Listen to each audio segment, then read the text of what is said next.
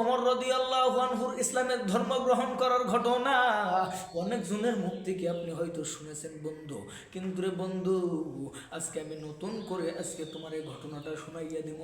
হযরত ওমর রাদিয়াল্লাহু আনহু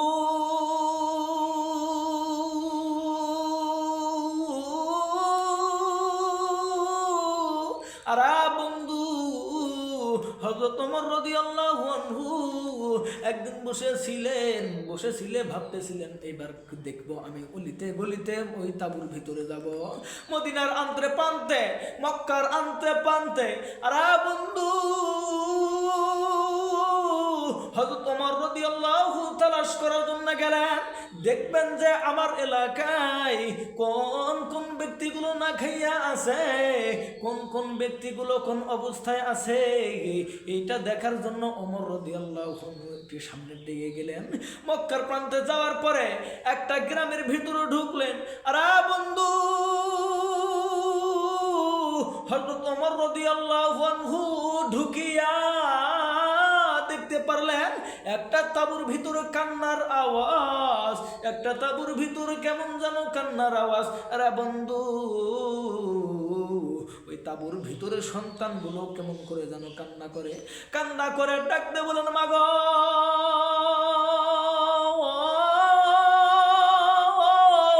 বাবা যখন বেঁচে ছিল, আরে বন্ধু আমার বাবা যখন বেঁচে ছিল তখন কোন খাবার খাইতাম, অনেক রুটি খাইতাম, অনেক গোস্ত খাইতাম। ও মা, আমার তো গোস্ত খাইতে মন চাইছে আম্মা জান।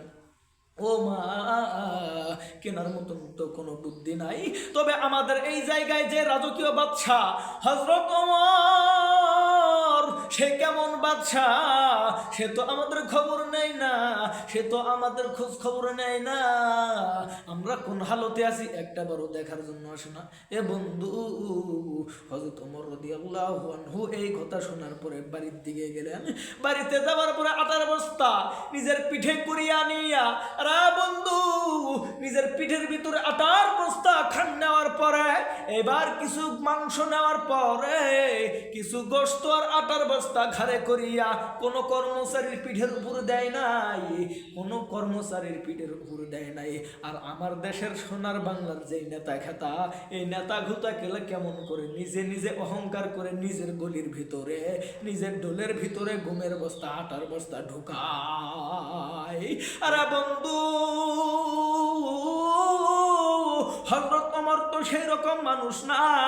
হযরত ওমর রাদিয়াল্লাহু আনহু ওই পরিবারের ওই লোকগুলোর ওই করুণ দৃশ্য দেখার পরে ওমর রাদিয়াল্লাহু আনহু ফেরত আসিয়া আটার বস্তা আর গোশত নিয়ে ওই বাড়িতে গেলেন। বাড়িতে যাওয়ার পরে ডাকতে বলেন, মাগো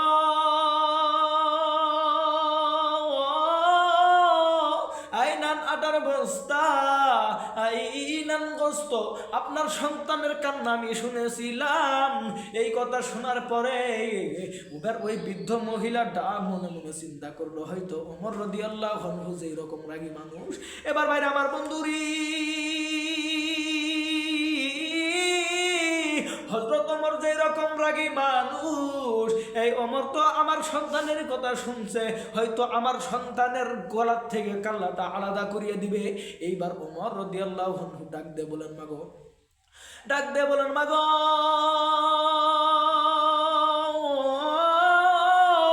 না গো মা, না, আপনার সন্তানের গলা আলাদা করবো না। আপনার সন্তানদের খাবার দেওয়ার জন্য আমি আটার বস্তা নিয়ে আসছি, গোস্ত নিয়ে আসছি, নেন গো মানে রা বাবাজি। আরে আমার গাই বান্দার মুসলমান যুবক বন্ধু, এইবার ওমর রাদিয়াল্লাহু আনহু যখন আটার বস্তা এবং গোশত দিয়ে দিল, দেওয়ার পরে রে ভাইয়া আমার বাবাজিরি, দেওয়ার পরে ওমর ফিরে আসলো। ওমর রাদিয়াল্লাহু আনহু বাড়িতে ফিরে আসলো। এবার ওমর রাদিয়াল্লাহু আনহু বাড়িতে যখন ফিরে আসলো, এইবার ওই মহিলাকে আটার বস্তা দিয়ে আইল। ওই আটার বস্তা দিয়ে আসিয়া গোস্ত দিয়ে আসার পরে ওই কি ঘটনা ঘটলো এবার জানা। এবার আটা দিয়ে রুটি বানাইলো, গোস্ত রান্না করার জন্য তেল প্রয়োজন।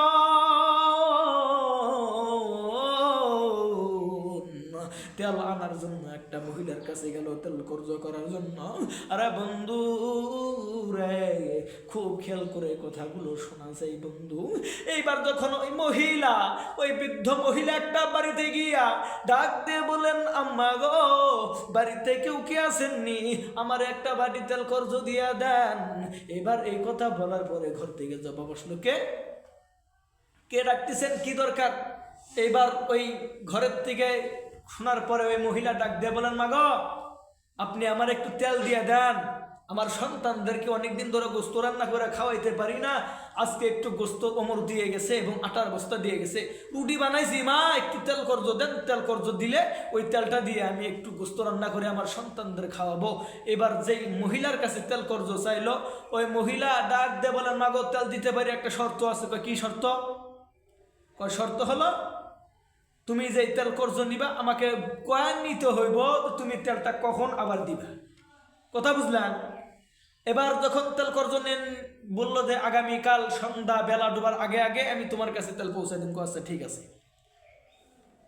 এবার তেল কর্জ নিয়ে বাড়ি যা রান্না বাড়ি করে খাওয়া দাওয়া শেষ। এখন পরের দিন এখন তেল কোথায় পাবে? তেল পায় না। এবার তো বলছে সন্ধ্যার আগে তেল ফেরত দিতে হবে। এবার সন্ধ্যার আগে তেল ফেরত দিতে হবে। এখন তেল বাড়িতে নাই। এখন যদি বলে যে তেল নাই, তাহলে তো মুনাফিক হইয়া যাব।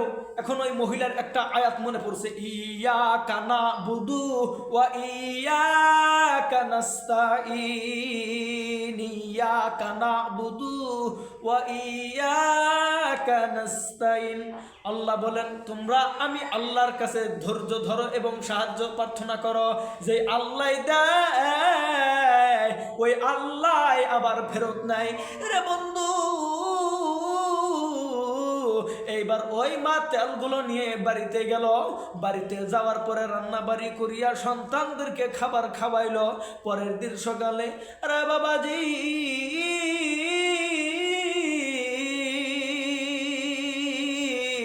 পরের দিন সকালবেলা এবার তেলের উদ্দেশ্য বের হইল। কারো কাছে তেল পাই না, তেলটা তো ওই মহিলাকে ফেরত দিতে হবে, ওয়াদা করেছে। এবার নামাজ পড়িয়া ডাক দিয়ে বলেন, আল্লাহ, তুমি তো বলেছো গো মালিক, তোমার কাছে সাহায্য চাইলে আল্লাহ তুমি দিয়া দাও। আল্লাহ, তুমি আমার সাহায্য করো, তুমি আমার সাহায্যের হাত বাড়াইয়া দাও। এইবার বিকেল হয়ে আসলো। বিকেল হওয়ার পরে আল্লামা তাকি উসমানী রাহমাতুল্লাহি আলাইহি, তাকি উসমানী তার কিতাব, এই কিতাবের ভিতর এমন করে লেখে যে আল্লাহ জিন বা ফেরেশতাদের মাধ্যমে একটা বাটি তেল তার বাড়ির দরজায় দিল। এবার ওই জিন যখন বাড়ির দরজার সামনে আসিয়া ডাক দিল, মাগো, আই নেন তেল নেন। এবার জিনের হাত থেকে মহিলাটা তেল নিল। তেল নেওয়ার পরে এবার তেল পাল্লে খুশি হইয়া গেছে। খুশি হইয়া বলে, আলহামদুলিল্লাহ, আল্লাহ তুমি তোমার ফেরেশতা বা যে কোনো মাধ্যমে তেল পাঠাইয়া দিছ। ওগো আল্লাহ, শুকরিয়া করি আল্লাহ তোমার, আলহামদুলিল্লাহ। এবার আমি যাবো, বেলা ডোবার আগে আগে এবার তেলটা ফেরত দিতে হইবে। এইবার মহিলা যখন সামনের দিকে গেল, সামনের দিকে যাওয়ার পরে রে বন্ধু, আরে বাবাজি, এইবার সামনের দিকে যাওয়ার পরই ওই তেলের বোতল, তেলটা নিয়ে মহিলাটা হোঁচট খাইয়া পড়ে গেল। হোঁচট খাইয়া পড়ে যাওয়ার পরে এবার তেলগুলো পড়ে গেল। আর এমন একটা মাটিতে তেলটা পড়ে গেল, ওই মাটিতে তেল পড়ার সঙ্গে সঙ্গে মাটিগুলো তেল খাইয়া ফেলাইল। মহিলা আবার ডাক দে বলে, আল্লাহ, দেওয়ার ইবেন দরকার ছিল কি? আবার তেল নেওয়ার ইবেন দরকার ছিল কি? কথা বুঝলেন না? এবার তেল যখন পড়ে গেছে, এবার মহিলা চিন্তা তো আর বেলা বেশি নাই, বেলা এখন ডুববে, বেলা যদি ডোবার আগে আগে যদি আমি তেলটা ফেরত না দেই তাহলে তো আমি মুনাফিক হয়ে যাব, আর মুনাফিকের জন্য তো জান্নাত নাই। ও আল্লাহ, তুমি এখন আমি কি করব, তুমি সাহায্যের হাত বাড়াইয়া দাও। এবার ওই মহিলা আবার নামাজ পড়লেন, নামাজ পড়ে আল্লাহর কাছে দোয়া করলেন। এবার দোয়া করার পর হযরত ওমর রাদিয়াল্লাহু আনহুর কাছে গেলেন। ওমর রাদিয়াল্লাহু আনহুর কাছে যাওয়ার পরে ওমর রাদিয়াল্লাহু আনহুর ঘরের সামনে দাঁড়াইয়া কয়, আরে ওমর, ঘর থেকে বের হয়ে আসো।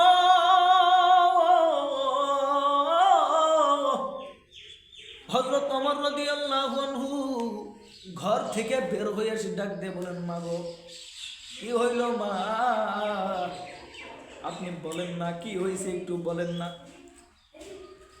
এবার বাইরে আমার বন্ধুরি, এবার ওই মহিলা ডাক দিয়ে বলে, ওমর রে, আল্লাহর কাছে সাহায্য চাইছিলাম, সাহায্য চাওয়ার পরে আমার আল্লাহ কিছু তেল দিল, তেলটা দিয়ে আমি যে বাড়িতে ফিরাইয়া দিমু তেল, কিন্তু রে ওমর, তা মাটির ভিতরে তেলগুলো পড়িয়া গেছে। ওমর রাদিয়াল্লাহু আনহু ডাক দিয়ে বললে, এবার আমি তাহলে কি করবো? এবার মহিলা কান্দের ডাক দিয়ে বলেন, ওমর রে,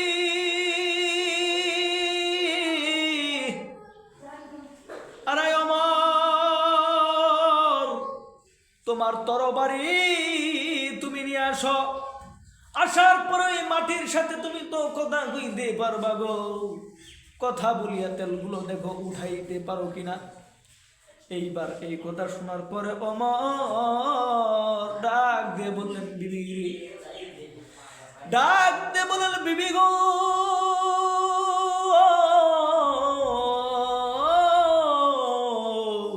যাও যাও বিবি, আমার সেই তরবারিটা নিয়ে আসো।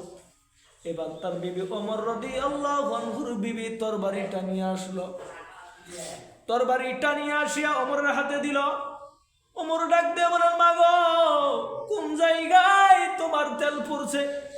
হযরত ওমরের এই কথা শুনিয়া মা ডাক দিয়ে বলে, ওমর রে, আমার তেলটা সামনের দিকে পড়ছে, চলো না। এইবার মহিলাটা যখন সামনের দিকে গেলেন, ওমরকে পিছে ফালাইয়া ওমর ডাক দিয়ে বলেন, মা গো, মহিলারা যতই জ্ঞানী হোক না কেন, মহিলারা যতই আবেদ হোক না কেন, মহিলা যত বড় আল্লাহওয়ালা হোক না কেন, পুরুষদের আগে মহিলারা হাঁটতে পারবে না। এবার মহিলাকে পিছনে ফালাইয়া ওমর রাদিয়াল্লাহু আনহু সামনে গেলেন। সামনে যাওয়ার পরে ডাক দিয়ে বলেন, মা গো, তুমি আমারে বলো না কোন দিকে যাব? এইবার ওই মহিলা ডাক দিয়ে বলল, ওমর তুমি সামনের দিকে যাও, সামনের দিকে যাও। এবার ওমর রাদিয়াল্লাহু আনহু সামনের দিকে গেলেন। আরে বন্ধু রে, ওমর রাদিয়াল্লাহু আনহু সামনের দিকে যাওয়ার পরে ওমর রাদিয়াল্লাহু আনহু ডাক দিয়ে বলেন, মা গো, তুমি বলো না তেলটা কোন জায়গায় পড়ছে? এইবার তেল যেই জায়গায় পড়ছে ওই জায়গায়, তেল যে জায়গায় পড়ছে ওই জায়গায় গেল। যাওয়ার পরে লম্বা ঘটনা আমি সংক্ষিপ্ত আকারে বলিয়া শেষ করিয়ে দিব বন্ধু, একটা দিকে নজর নাই। আরে বন্ধু, আমার আগে তৃতীয় বক্তা যে ওয়াজ করেছিল, আরে বাবাজি, কেউ কোনো দিকে কোনো নজর নাই, দেখেন দিলের কান লাগাইয়া শোনা যায় নাকি? এই জায়গায় হাজার হাজার শত শত মানুষ হয়েছেন আজকে গাইবান্ধা রাত্রে বেলা। ও বন্ধু রে, সবাই মা বাবার জন্য দোয়া করিয়া যাইবেন। আমি এই ঘটনাটা ফিনিশিং দিয়ে সবাই নিয়ে হাজার হাজার মানুষ নিয়ে দোয়া করিয়া দিব। বন্ধুরি, এই জায়গায় আসার পরে যখন পোস্টারে নাম করলো, প্রধান বক্তা আমারে বানাইলো, হাফেজ কারি মোহাম্মদ শরীফুল ইসলাম বিপ্লবী আমার নাম, আমারে প্রধান বক্তা বানাইলো। এই তো আপনারা পোস্টারে লিখেছেন বাংলার দ্বিতীয় আব্দুল খালেক শরীফুল ইসলাম বিপ্লবী। আমি আল্লাহর রহমতে আলহামদুলিল্লাহ, আল্লাহ তৌফিক দিল, বক্তা বানাইলো। এত অল্প বয়সে আল্লাহ মানুষের ভিতরে সেলিব্রিটি করে দিল। আর আমি আল্লাহর যদি শুকরিয়া না করি, আল্লাহ আবার লাইন থেকে নামাই দিতে পারে। আপনাদের কাছে দোয়া চাই, আপনাদের কাছে দোয়া চাই, আল্লাহ যেন আমাকে দিনের দায়ী হিসাবে, আল্লাহ যেন আমাকে ইখলাস ওয়ালা আলেম বানায়, এবং আল্লাহ আমার বক্তা বানাইছে, আল্লাহ যেন দিনের খেদমত করার তৌফিক দান করে। আরে বন্ধু, আর কোনো দিকে কোনো নজর নাই। এবার ওমর রাদিয়াল্লাহু তাআলা আনহু ওই জায়গায় গেলেন। যাওয়ার পরে রে বন্ধু, আরে বাবাজি, হযরত ওমর রাদিয়াল্লাহু আনহু মাটির সাথে কথা বলতে শুরু করলো, মাটির সাথে কথা বলতেছিল। হযরতের তরবারিটা মাটির সাথে আঘাত করিয়া মাটির সাথে কথা বলা শুরু করে দিল। এবার ওই আম্মাজান ডাক দিয়ে বলো, ওমর রে, তুমি মাটির সাথে কি বলো? ওমর রাদিয়াল্লাহু আনহু বলে, মা আপনি চুপ করেন, আমি মাটির সাথে কথা বলতেছি। এবার আল্লাহ নবীজির সাহাবী ওমর রাদিয়াল্লাহু আনহু, আরে বন্ধু, মাটির সাথে কথা বলতেছে, কি যেন মাটির সাথে মুখ লাগাইয়া কথা কয়। কিছুক্ষণের মধ্যে মাটির থেকে তো তেল ওঠে না, তেল ওঠে না। এইবার ওমর রাগ করিয়া ডাকতে বলেন, মাটিরে, তোর ভেতর থেকে যদি তুই তেলগুলো ফেরত না দাস, আমি আল্লাহর কাছে কিন্তু এখন অভিশাপ করবো। তোর এই মাটির স্থানটার ভিতরে আমি এমন একটা ঘর বানাইমু, তুই যদি তেলটা না উঠাস রে মাটি, তাহলে তোর মাটি তোর ভিতরে তোর উপরে আমি এমন একটা ঘর বানামু, যে ঘরের কারণে তুই লানতে পরিণত হইয়া যাবি, তুই জাহান্নামের ভিতরে প্রবেশ করবি। আর যদি তুই মাটি তোর ভিতর থেকে যদি তেলগুলো বের করিয়া দে, আমি তোর কথা দিলাম, আমি ওমর কথা দিলাম, তোর মাটি তোর উপরে আমি এমন একটা ঘর বানাবো, যে ঘর কিয়ামত পর্যন্ত সম্মানিত ঘর হয়ে থাকবে, এবং তুই এই স্থানটাও সহ জান্নাতে যাবি। এইবার মাটির সাথে যখন এই কথাটা বলতেছিল, এইবার ওমর রাদিয়াল্লাহু আনহু মাটির সাথে কথা বলতেছিল। কিছুক্ষণ পরে রে বন্ধু, ওই মাটির ভেতর থেকে, যেমন গ্রাম্য এলাকায় যখন তেলের পিঠা বানায়, তখন তেলের পিঠা বানার করে যখন তেলের ভিতর যখন পিঠাটা ছেড়ে দিয়ে সেন্নত করিয়া ওঠে, ওই রকম সেন্নত করিয়া ওঠে রে, তখন ওই সেন্নত করে যে রকম করে ওঠে, ঠিক তেমনি ভাবে ওমর রাদিয়াল্লাহু আনহু এই কথা বলার পরে পরে ওই মাটির থেকে ওই রকম করে ছনছন করে তেল ওঠা শুরু হইয়া গেল। আর দেখতে বলেন, মাগো দেন বাটিটা দেন, তেলের বাটিটা দেন। মাটির থেকে তেল উঠতেছিল। এবার মাটির ভিতরে যখন তেল এই বাটিটা ধরবে, এখন তেলগুলো উঠাইবে। এবার আম্মাজান ডাক দিয়ে বলে, ওমর রে, সব করলারে ওমর, যদি বাটির ভিতরে যতগুলো তেল আসিল সবগুলো তেলই জানি উঠে, যে রকম কালার ছিল ওই রকম কালারই যেন থাকে। আবার ওমর ডাক দিয়ে বলেন, মাগো আর কিছু বলার দরকার নাই, সব কিছুই ঠিকঠাক উঠবে। এইবার ওই ওই মাটির ভিতর থেকে যখন তেল উঠতেছিল রে বন্ধু, এবার ওই মাটির ভিতর থেকে যখন তেল উঠে বাটিটা ভরিয়া গেল, বাটি ভরিয়ার পরে এইবার বাটিটা ডাক দিয়ে বলেন, মাগো দেখেন দেখেন আপনার তেলের কালার, তেল সব কিছু ঠিক আছে নাকি? এবার আম্মাজান ডাক দিয়ে বললো, ওমর রে, সব ঠিক আছে, বলেন সুবহানাল্লাহ। আরে বন্ধু রে, এবার তেল পাওয়ার পরে আম্মাজান এবার ডাক দিয়ে বলো, ওমর তুমি থাকো, বেলা আর বেশি নাই, আমি দৌড় দিয়ে যাবো। যাওয়ার পরে এবার তেলটা ওই মহিলার কর্জ মিটাইয়া দিব।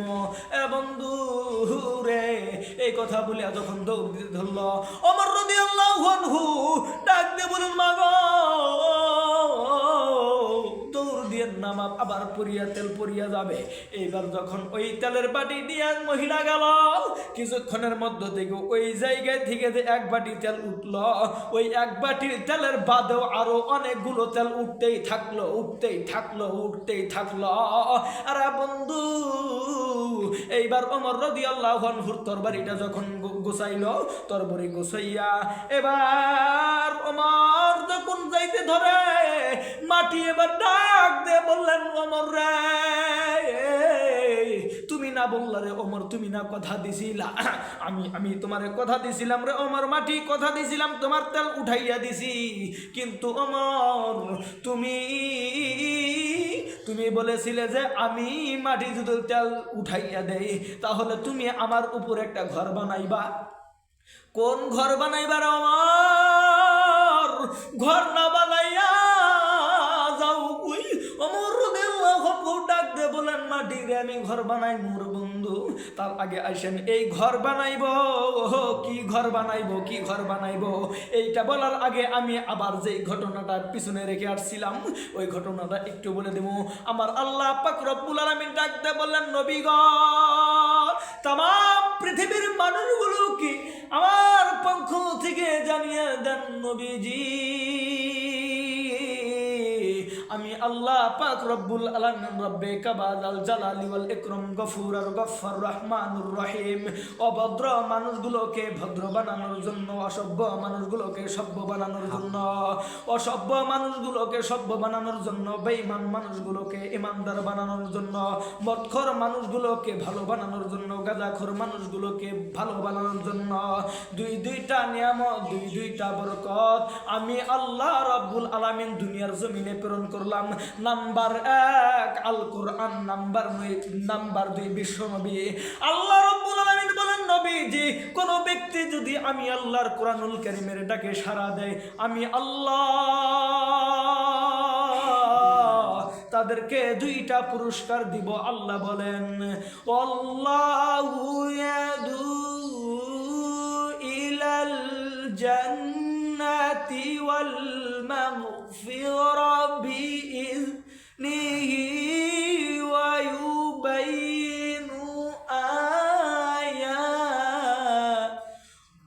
ইউবাইনু আয়াতিহি লিন্নাসি লাআল্লাহুম ইয়াতাযাক্কারুন। আল্লাহ রাব্বুল আলামিন বলেন, নবীজি যে মানুষগুলো আমি আল্লাহর কোরআনুল কারীমের ডাকে সাড়া দিবে, আমি আল্লাহ পাক রব্বুল আলামিন তাদেরকে 2টা পুরস্কার দিব। এ বন্ধু, এই ওমরের কথাটা একটু পরে বলতেছি রে বন্ধু। আরে বাবাজি আমার বন্ধু রে, আরে বন্ধু কোনো দিকে নজর নাই। যে কথাটা আমি পিছনে রেখে আসছিলাম রে বন্ধু, ওই মাদ্রাসার কাহিনীটা একটু আপনাদেরকে 5টা মিনিটের ভিতরে আমি শুনাইয়া দিব। তারপরে ওমরের ঘটনাটা ফিনিশিং করে আমি দোয়া করে শেষ করে বিদায় হয়ে যাব। আরে বাবাজি এবার রংপুর 12 আউলিয়ার মাদ্রাসার একটু ঘটনাটা বলিয়া দেই বন্ধু। আরে বন্ধু রে, 12 আউলিয়া গ্রামে একটা লোক ছিল। ওই লোকটা 5 ওয়াক্ত নামাজ পড়তেছিল, 5 ওয়াক্ত নামাজ পড়েছিল, 5 ওয়াক্ত নামাজ পড়েছে, জিকির আজগার সবকিছু ঠিকঠাক ভাবে করেছিল। একদিন বিকালের সময় আমার মাদ্রাসার ছাত্রটা ওই জায়গায় গেল নামাজ পড়ানোর জন্য। আসরের সময় আমার এক ছাত্র নামাজ পড়ানোর জন্য গেল। আমি যখন ওই জায়গায় ক্লাস নিয়েছিলাম, ওই ছাত্রটা ওই মসজিদের ভিতরে নামাজ পড়ানোর জন্য গেল। আসরের সময় যাওয়ার পরে বন্ধু ওই জায়গায় নামাজ পড়া অবস্থায় ওই মসজিদের সভাপতি সাহেব 5 ওয়াক্ত নামাজ পড়ে। ওই মসজিদের সভাপতি সাহেব এত ভালো মানুষ, আসরের সময় আমার ছাত্রকে ডাক দিয়ে বলেন, বাবা গো তুমি একটু আমার জন্য দোয়া করিও।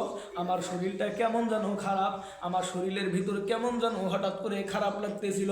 আসরের নামাজ পড়ার পরে আমার ওই ছাত্র ভাইটা দোয়া করে দিল। দোয়া করিয়া এবার যখন বাহিরে বের হইয়া ওই লোকটা মসজিদের বারান্দায় আসলো। ওই অসুস্থ লোকটা মসজিদের বারান্দায় আসলো। মসজিদের বারান্দায় আসার পরে হে গো জিকির করতে লাগলো, আল্লাহ আল্লাহ আল্লাহ আল্লাহ আল্লাহ আল্লাহ লা ইলাহা ইল্লাল্লাহ। এরকম করে জিকির করতে করতে সেই ব্যক্তিটা দুনিয়া থেকে বিদায় হয়ে গেল। আমি আপনাদের বুঝাইতে চাই, ওই গাইবান্ধার মুসলমানেরা, আপনাদেরকে যুবক ভাইরা আপনাদের বলে যাই, আমি শরীফুল ইসলাম বিপ্লবী, আমি এই জায়গায় আসছি বাবা, আমার তেমন কোনো আমল নাই, এলেম নাই। আল্লাহ দয়া করে মায়া করে এই সম্মান দিছে। ও বন্ধুরি, আল্লাহর কাছে দোয়া করি গাইবান্ধার মুসলমান, আল্লাহ যেন আপনাদেরকেও ইমানি হালতে কবুল করে। আল্লাহ যেন আমাদের সবাইকে জিকির করতে করতে যেন মৃত্যু দান করে। বলেন সুবহানাল্লাহ।